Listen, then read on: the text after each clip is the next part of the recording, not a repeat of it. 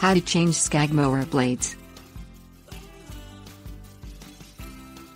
Whether your Scag mower has 2, 3 or 4 blades, the process of changing them is simple.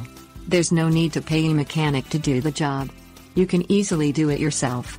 Very little time is necessary, and the only tool you need is an impact wrench. Worn mower blades leave uneven cuts? To ascertain whether or not your mower blades need to be replaced, examine the outermost cutting edge of each blade. If the edge is so thin that it is curling, or if grooves appear in the metal, the blade is no longer good. Things you will need: floor jack, impact wrench, socket set. Raise the mower deck to the highest position. Remove each belt cover. Engage the brakes, and elevate the mower deck using a floor jack.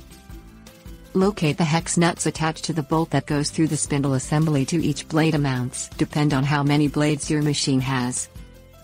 Remove the hex nuts using an impact wrench with the proper sized socket attached. Push the bolt through the spindle assembly, and remove the spacer, the blade and the washer.